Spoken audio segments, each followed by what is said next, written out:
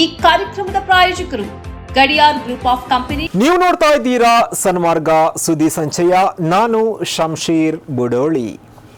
ಚಿತ್ರದುರ್ಗದ ಹಿರಿಯೂರು ಗೊರ್ಲತ್ತು ಕ್ರಾಸ್ ಬಳಿ ಖಾಸಗಿ ಬಸ್ ಮತ್ತು ಲಾರಿ ನಡುವೆ ನಡೆದಂತಹ ಭೀಕರ ಅಪಘಾತದಲ್ಲಿ 9ಕ್ಕೂ ಹೆಚ್ಚು ಪ್ರಯಾಣಿಕರು ಬೆಂಕಿಗಾಹುತಿಯಾಗಿದ್ದಾರೆ. ಈ ಘಟನೆಯ ವೇಳೆ 42 ಶಾಲಾ ವಿದ್ಯಾರ್ಥಿಗಳು ಕೂದಲೆಳೆಯ ಅಂತರದಲ್ಲಿ ಪಾರಾದ ವಿವರ ಸಿಕ್ಕಿದೆ. ಲಾರಿ ಚಾಲಕನ ವೇಗ ಹಾಗೂ ಅಜಾಗರೂಕತೆಯಿಂದ ಬಸ್ ಅಪಘಾತ ಆಗಿದೆ ಎಂದು ಸಾರಿಗೆ ಸಚಿವ ರಾಮಲಿಂಗಾರೆಡ್ಡಿ ಹೇಳಿಕೆಯನ್ನ ನೀಡಿದ್ದಾರೆ. ಈ ಬಗ್ಗೆ ಘಟನಾ ಸ್ಥಳಕ್ಕೆ ಭೇಟಿ ನೀಡಿದ ಬಳಿಕ ಮಾಹಿತಿ ನೀಡಿರುವ ಐಜಿಪಿ ರವಿಕಾಂತೇಗೌಡ, ಸೀಬರ್ಡ್ ಬಸ್ ಹಾಗೂ ಲಾರಿಯ ನಡುವೆ ನಡೆದ ಅಪಘಾತದ ಸಂದರ್ಭದಲ್ಲಿ ಸೀಬರ್ಡ್ ಬಸ್ಗೆ ಸಮಾನಾಂತರವಾಗಿ ಪ್ರವಾಸಕ್ಕೆ ಹೊರಟಿದ್ದ ಶಾಲಾ ಮಕ್ಕಳ ಬಸ್ ಕೂಡ ಇತ್ತು. ಆದರೆ ಆ ಬಸ್ಗೂ ಅಪಘಾತವಾದರೂ ಕೂಡ ಅದೃಷ್ಟವಶಾತ್ ಯಾವುದೇ ಪ್ರಾಣಾಪಾಯ ಸಂಭವಿಸಿಲ್ಲ ಎಂದು ತಿಳಿಸಿದ್ದಾರೆ. ಬೆಂಗಳೂರಿನ ಟಿ ದಾಸರಹಳ್ಳಿಯಿಂದ ದಾಂಡೇಲಿಗೆ ಪ್ರವಾಸ ಹೊರಟಿದ್ದರು. ಬಸ್ನಲ್ಲಿ ಪ್ರಯಾಣಿಸುತ್ತಿದ್ದ ಪ್ರಯಾಣಿಕರ ಪೈಕಿ ಬಹುತೇಕ ಎಲ್ಲರೂ ಆನ್ಲೈನ್ ಮೂಲಕ ಟಿಕೆಟ್ ಕಾಯ್ದಿರಿಸಿದ್ದರು. ಹಾಗಾಗಿ ಮೊಬೈಲ್ ನಂಬರ್ ಅನ್ನು ಪಡೆಯಲಾಗುತ್ತಿದೆ. ಮೃತಪಟ್ಟವರ ವಿವರಗಳನ್ನು ಸಂಗ್ರಹಿಸಲಾಗುತ್ತಿದೆ. ಮರಣೋತ್ತರ ಪರೀಕ್ಷೆ ಸೇರಿದಂತೆ ಎಲ್ಲ ಪ್ರಕ್ರಿಯೆಗಳನ್ನು ಆದಷ್ಟು ಶೀಘ್ರವಾಗಿ ಮುಗಿಸುತ್ತೇವೆ ಎಂದಿದ್ದಾರೆ. ಮಾಗಡಿಯಲ್ಲಿ ಮಾಧ್ಯಮದವರೊಂದಿಗೆ ಮಾತನಾಡಿದ ಸಾರಿಗೆ ಸಚಿವ ರಾಮಲಿಂಗಾರೆಡ್ಡಿ, ಮೊನ್ನೆ ಒಂದು ಬಸ್ ದುರಂತ ಆದಾಗ ಈ ಬಗ್ಗೆ ಸಾರಿಗೆ ಇಲಾಖೆ ಸಾಕಷ್ಟು ಕ್ರಮ ವಹಿಸಿದೆ. ಬಸ್ನಲ್ಲಿ ಯಾವುದೇ ರೀತಿಯ ಸ್ಫೋಟಕ ವಸ್ತುಗಳನ್ನು ಸಾಗಿಸದಂತೆ ಎಚ್ಚರ ವಹಿಸಿದ್ದೇವೆ. 2013ರಲ್ಲೂ ನಾನು ಸಾರಿಗೆ ಸಚಿವನಾಗಿದ್ದಾಗ ಒಂದು ಬಸ್ ಅಗ್ನಿ ದುರಂತ ಆಗಿತ್ತು. ಆಗಲೂ ಎಲ್ಲಾ ಬಸ್ಗಳಿಗೆ ಕಡ್ಡಾಯ ಎಮರ್ಜೆನ್ಸಿ ಡೋರ್ ಮಾಡಿದ್ದೇವೆ. ಈಗಲೂ ಎಲ್ಲಾ ಬಸ್ಗಳಲ್ಲೂ ಎಮರ್ಜೆನ್ಸಿ ಡೋರ್ ಕಡ್ಡಾಯ ಮಾಡಲಾಗಿದೆ. ಈ ಅವಘಡ ಚಾಲಕರ ಅಜಾಗರೂಕತೆಯಿಂದಾಗಿದೆ. ಈಗಾಗಲೇ ಜಿಲ್ಲಾಡಳಿತಕ್ಕೆ ಸಿಎಂ ಸೂಚನೆ ನೀಡಿದ್ದಾರೆ. ಎಲ್ಲಾ ರೀತಿಯ ಕ್ರಮ ಕೈಗೊಳ್ಳುವಂತೆ ತಿಳಿಸಿದ್ದಾರೆ ಎಂದು ಹೇಳಿದ್ದಾರೆ.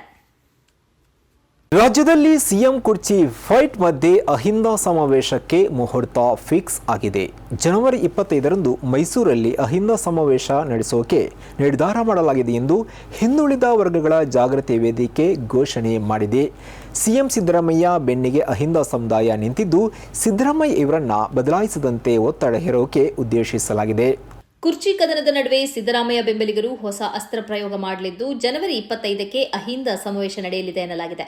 ದಸರಾ ವಸ್ತು ಪ್ರದರ್ಶನ ಪ್ರಾಧಿಕಾರದ ಆವರಣದಲ್ಲಿ ಅಹಿಂದ ಸಮಾವೇಶ ನಡೆಸಲು ನಿರ್ಧರಿಸಲಾಗಿದೆ ಎಂದು ಅಹಿಂದ ಮೈಸೂರು ಮತ್ತು ಕರ್ನಾಟಕ ರಾಜ್ಯ ಹಿಂದುಳಿದ ಸಮುದಾಯಗಳ ಜಾಗೃತಿ ವೇದಿಕೆ ಅಧ್ಯಕ್ಷ ಕೆ ಶಿವರಾಮ್ ತಿಳಿಸಿದ್ದಾರೆ. ಸ್ವಾರ್ಥ ಹಿತಾಸಕ್ತಿಗಳು ಮತ್ತು ಪ್ರಬಲ ಸಮುದಾಯಗಳು ಸಿದ್ದರಾಮಯ್ಯ ಅವರನ್ನು ಮುಖ್ಯಮಂತ್ರಿ ಸ್ಥಾನದಿಂದ ಕೆಳಗಿಳಿಸಲು ಪ್ರಯತ್ನಿಸುತ್ತಿವೆ. ಅವರು ರಾಜ್ಯದಲ್ಲಿ ಕೋಮುವಾದ ಮತ್ತು ಆರ್ಎಸ್ಎಸ್ ಚಟುವಟಿಕೆಗಳ ವಿರುದ್ಧ ಗೋಡೆಯಂತೆ ನಿಂತಿದ್ದಾರೆ. ಅಹಿಂದ ಸಮುದಾಯಗಳಿಗೆ ಪ್ರಯೋಜನಕಾರಿಯಾದ ಜಾತಿ ಜನಗಣತಿಯ ಅನುಷ್ಠಾನವನ್ನು ಪ್ರಬಲ ಸಮುದಾಯಗಳು ವಿರೋಧಿಸುತ್ತಿವೆ.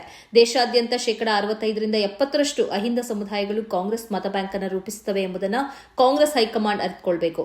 ಸಿದ್ದರಾಮಯ್ಯರನ್ನ ಪದಚ್ಯುತಗೊಳಿಸಿದರೆ ಪಕ್ಷವು ಅಹಿಂದ ಬೆಂಬಲವನ್ನು ಕಳೆದುಕೊಳ್ಳುತ್ತದೆ ಎಂದು ಅವರು ಹೇಳಿದರು. ಕರ್ನಾಟಕದಲ್ಲಿ ಇಲ್ಲಿಯವರೆಗೆ 23 ಮುಖ್ಯಮಂತ್ರಿಗಳಾಗಿದ್ದಾರೆ. ಆದರೆ ಬೆರಳೆಣಿಕೆಯಷ್ಟು ಮಾತ್ರ ಅಹಿಂದ ಸಮುದಾಯಗಳಿಂದ ಬಂದಿದ್ದಾರೆ ಎಂದು ಶಿವರಾಮ್ ಗಮನ ಸೆಳೆದರು. ಶತಮಾನಗಳಿಂದ ಅಹಿಂದ ಸಮುದಾಯಗಳು ಅನ್ಯಾಯವನ್ನು ಎದುರಿಸುತ್ತಿವೆ. ನಾವು ನಮ್ಮ ಹಕ್ಕುಗಳಿಗಾಗಿ ಹೋರಾಡಬೇಕು ಮತ್ತು ಈ ಸಮ್ಮೇಳನದ ಮೂಲಕ ಕಾಂಗ್ರೆಸ್ ಹೈಕಮಾಂಡ್ಗೆ ನಮ್ಮ ಸಂದೇಶವನ್ನು ತಿಳಿಸಬೇಕು ಎಂದರು. ಒಡಿಶಾದಲ್ಲಿ ಬಿಜೆಪಿ ಸರ್ಕಾರ ಅಧಿಕಾರಕ್ಕೆ ಬಂದ ಮೇಲೆ ಹಿಂಸಾ ಕೃತ್ಯಗಳಲ್ಲಿ ಹೆಚ್ಚಳವಾಗಿದೆ. ದಿನಗಳ ಹಿಂದೆ ಕ್ರಿಸ್ಮಸ್ ಆಚರಿಸ್ತಾ ಇದ್ದವರ ಮೇಲೆ ಒಡಿಶಾದಲ್ಲಿ ಸರಣಿ ದಾಳಿಗಳು ನಡೆದ ಬಗ್ಗೆ ವಿಡಿಯೋ ಸಹಿತ ವರದಿಯಾಗಿತ್ತು. ಇದೀಗ ಬಾಂಗ್ಲಾದೇಶದ ನುಸುಳುಕೋರ ಎಂದು ಹೇಳಿ ಪಶ್ಚಿಮ ಬಂಗಾಳದಿಂದ ಬಂದಂತಹ ವ್ಯಕ್ತಿಯನ್ನ ಥಳಿಸಿ ಹತ್ಯೆ ಮಾಡಲಾಗಿದೆ. ಒಡಿಶಾದ ಸಂಬಲ್ಪುರದಲ್ಲಿ ಕೆಲಸ ಮಾಡುತ್ತಿದ್ದ 30 ವರ್ಷದ ಜುವೆಲ್ ಶೇಖ್ ಎಂಬುವರನ್ನ ಥಳಿಸಿ ಹತ್ಯೆ ಮಾಡಲಾಗಿದೆ. ನಗರದ ಶಾಂತಿನಗರ ಪ್ರದೇಶದ ಒಂದು ಚಹಾದಂಗಡಿಯಲ್ಲಿ ಈ ಕ್ರೌರ್ಯ ನಡೆದಿದೆ. ಕೆಲಸ ಮುಗಿದ ಬಳಿಕ ಇತರ 3 ಕೆಲಸಗಾರರೊಂದಿಗೆ ಶೇಖ್ ಒಂದು ಚಹಾದಂಗಡಿ ಪ್ರವೇಶಿಸಿದರು.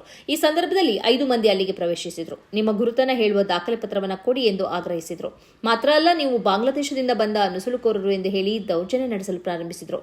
ಇವರು ಅಧಿಕೃತ ಗುರುತು ಚೀಟಿಯನ್ನು ತೋರಿಸಿದರೂ ಅವರು ದೌರ್ಜನ್ಯವನ್ನು ನಿಲ್ಲಿಸಲಿಲ್ಲ ಎಂದು ಪೊಲೀಸರು ತಿಳಿಸಿದ್ದಾರೆ. ಉಳಿದವರು ಅಲ್ಲಿಂದ ಓಡಿ ತಪ್ಪಿಸಿಕೊಂಡರು. ಶೇಖ್ ಅವರನ್ನ ಥಳಿಸಿ ಹತ್ಯೆ ಮಾಡಿದರು. ಇವರು ಸ್ಥಳದಲ್ಲೇ ಮೃತಪಟ್ಟಿದ್ದಾರೆ. ಉಳಿದವರನ್ನ ಆಸ್ಪತ್ರೆಗೆ ಸೇರಿಸಲಾಗಿದೆ. ಶೇಖ್ ಅವರ ಹತ್ಯೆಯನ್ನು ಅವರ ಪಶ್ಚಿಮ ಬಂಗಾಳದಲ್ಲಿರುವ ಕುಟುಂಬಕ್ಕೆ ತಿಳಿಸಲಾಗಿದೆ ಎಂದು ಪೊಲೀಸರು ತಿಳಿಸಿದ್ದಾರೆ. ಹಮಾಸ್ನ ಮಾಜಿ ನೇತಾರ ಇಸ್ಮಾಯಿಲ್ ಹನಿಯಾ ಹತ್ಯೆ ಆಗುವುದಕ್ಕಿಂತ ತುಸು ಮೊದಲು ಅವರ ಜೊತೆ ನಾನು ಮುಖತಃ ಮಾತುಕತೆ ನಡೆಸಿದ್ದೆ ಎಂದು ಕೇಂದ್ರ ಸಚಿವ ನಿತಿನ್ ಗಡ್ಕರಿ ಹೇಳಿದ್ದಾರೆ.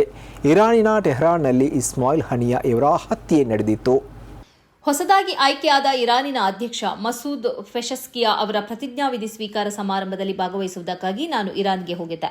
ಪ್ರಧಾನಿ ನರೇಂದ್ರ ಮೋದಿ ಅವರ ಸೂಚನೆಯಂತೆ ನಾನು ಇರಾನ್ಗೆ ಹೋಗಿದ್ದೆ. ಈ ಪ್ರತಿಜ್ಞಾವಿಧಿ ಸಮಾರಂಭಕ್ಕಿಂತ ಮೊದಲು ತೆಹರಾನ್ನ ಪಂಚತಾರ ಹೋಟೆಲ್ನಲ್ಲಿ ವಿವಿಧ ರಾಷ್ಟ್ರಗಳ ಅಧ್ಯಕ್ಷರು ಮತ್ತು ಪ್ರತಿನಿಧಿಗಳು ಚಹಾ ಸೇವಿಸುವ ಅನೌಪಚಾರಿಕ ಸಭೆ ನಡೆದಿತ್ತು. ಇವರಲ್ಲಿ ಇಸ್ಮಾಯಿಲ್ ಹನಿಯಾ ಕೂಡ ಇದ್ರು. ನಾನು ಅವರ ಜೊತೆ ಮಾತುಕತೆ ನಡೆಸಿದೆ. ಇರಾನಿನ ಅಧ್ಯಕ್ಷರು ಮತ್ತು ಚೀಫ್ ಜಸ್ಟಿಸ್ನ ಜೊತೆ ಇವರು ಪ್ರತಿಜ್ಞಾವಿಧಿ ಸಮಾರಂಭಕ್ಕೆ ಹೋಗುವುದನ್ನು ನಾನು ನೋಡಿದೆ. ಪ್ರತಿಜ್ಞಾವಿಧಿ ಸಮಾರಂಭದ ಬಳಿಕ ನಾನು ನನ್ನ ಹೋಟೆಲ್ಗೆ ಮರಳಿದೆ. ಬೆಳಗ್ಗೆ 4 ಗಂಟೆಗೆ ಭಾರತದಲ್ಲಿರುವ ಇರಾನ್ನ ರಾಯಭಾರಿ ನನ್ನ ಬಳಿಗೆ ಬಂದು ತಕ್ಷಣ ನೀವು ಇಲ್ಲಿಂದ ಹೋಗಬೇಕು ಎಂದು ತಿಳಿಸಿದರು. ಏನಾಯಿತು ಎಂದು ಪ್ರಶ್ನಿಸಿದೆ. ಹಮಾಸ್ ನಾಯಕ ಹತ್ಯೆಗೀಡಾಗಿದ್ದಾರೆ ಎಂದು ಅವರು ನನಗೆ ತಿಳಿಸಿದರು. ನಾನು ಬೆಚ್ಚಿಬಿದ್ದೆ. ಅದು ಹೇಗೆ ಸಾಧ್ಯ ಎಂದು ಪ್ರಶ್ನಿಸಿದೆ.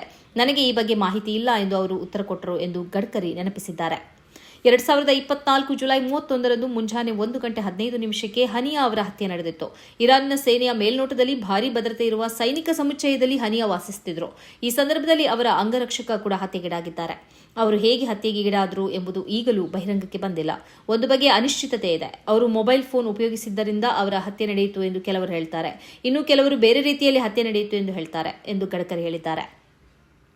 ಒಂದು ರಾಷ್ಟ್ರ ಪ್ರಬಲವಾಗಿದ್ದರೆ ಬೇರೆ ಯಾವ ರಾಷ್ಟ್ರಕ್ಕೂ ಅದರ ಮೇಲೆ ಕೈಯೆತ್ತಲು ಧೈರ್ಯ ಬರಲ್ಲ. ಇದಕ್ಕೆ ಉದಾಹರಣೆಯಾಗಿ ಅವರು ಇಸ್ರೇಲ್ ಅನ್ನು ತೋರಿಸಿದರು.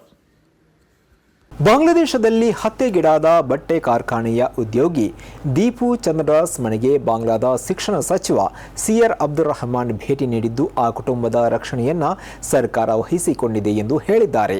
ಅಧ್ಯಕ್ಷ ಮೊಹಮ್ಮದ್ ಯೂನುಸ್ ಇವರ ಆದೇಶದ ಮೇರೆಗೆ ತಾನು ಈ ಭೇಟಿ ನೀಡ್ತಾ ಇರುವುದಾಗಿ ಅವರು ಹೇಳಿದ್ದಾರೆ. ದೀಪು ದಾಸರ ಪತ್ನಿ, ಹೆತ್ತವರು ಮತ್ತು ಮಗುವನ್ನ ಪಾಲಿಸುವ ಮತ್ತು ಸಂರಕ್ಷಣೆ ಮಾಡುವಂತಹ ಹೊಣೆ ಸರ್ಕಾರದ ಮೇಲಿದೆ. ಈ ಕುಟುಂಬಕ್ಕೆ ನೆರವು ಒದಗಿಸಬೇಕು ಎಂದು ಸ್ಥಳೀಯ ಅಧಿಕಾರಿಗಳಿಗೆ ಸೂಚನೆ ನೀಡಿದಾಗಿಯೂ ಅವರು ಹೇಳಿದ್ದಾರೆ ಎಂದು ಮೀಡಿಯಾ ಒನ್ ವರದಿ ಮಾಡಿದೆ.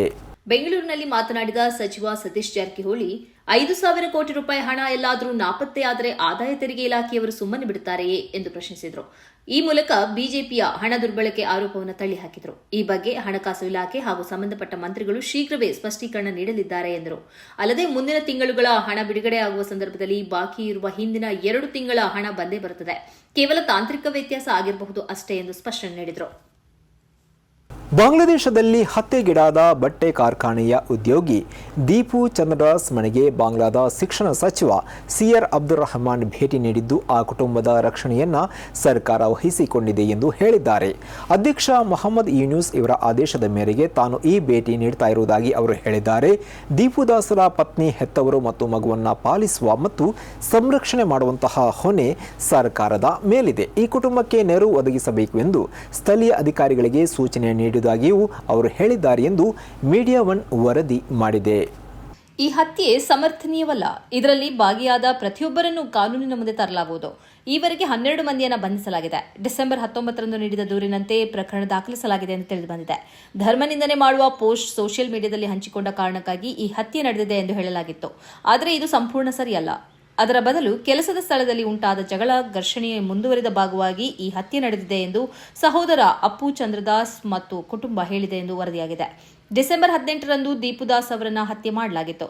ಬಟ್ಟೆ ತಯಾರಿ ಕಂಪನಿಯ ಫ್ಲೋರ್ ಮ್ಯಾನೇಜರ್ ಹುದ್ದೆಯಿಂದ ಸೂಪರ್ವೈಸರ್ ಆಗುವುದಕ್ಕೆ ರಿಕ್ರೂಟ್ಮೆಂಟ್ ನಡೆಯುತ್ತಿದ್ದು, ಅದಕ್ಕೆ ಬೇಕಾದ ಪರೀಕ್ಷೆಯನ್ನ ದೀಪುದಾಸ್ ಬರೆದಿದ್ದರು. ತನ್ನ ಬಡ್ತಿಯ ಹಿನ್ನೆಲೆಯಲ್ಲಿ ತನ್ನ ಇತರ ಸಿಬ್ಬಂದಿಗಳ ಜೊತೆ ದೀಪುದಾಸ್ಗೆ ವಾಗ್ವಾದ ನಡೆದಿತ್ತು ಎಂದು ದೀಪುದಾಸ್ ಸಹೋದರ ಡಾಕ್ಟರ್ ಹೇಳಿದ್ದಾರೆ. ಈ ಗಲಾಟೆಯಿಂದಾಗಿ ಮಧ್ಯಾಹ್ನದ ಬಳಿಕ ಕೆಲಸ ತ್ಯಜಿಸಲು ಆತನಿಗೆ ಅನಿವಾರ್ಯವಾಯಿತು. ಆ ಬಳಿಕ ಧರ್ಮನಿಂದನೆ ಹೆಸರಲ್ಲಿ ಆರೋಪವನ್ನು ಹೊರಿಸಲಾಯಿತು ಎಂದು ಸಹೋದರ ಹೇಳಿದ್ದಾರೆ. ಇದುವೇ ಈ ಹೊತ್ತಿನ ಸನ್ಮಾರ್ಗ ಸುದ್ದಿ ಸಂಚಯ. ನಿರಂತರವಾಗಿ ನೋಡ್ತಾ ಇರಿ ಸನ್ಮಾರ್ಗ ನ್ಯೂಸ್. ಸುದ್ದಿಗಳ ಸಂತೆಯಲ್ಲಿ ಸತ್ಯದ ಮೊಂಬತ್ತಿ.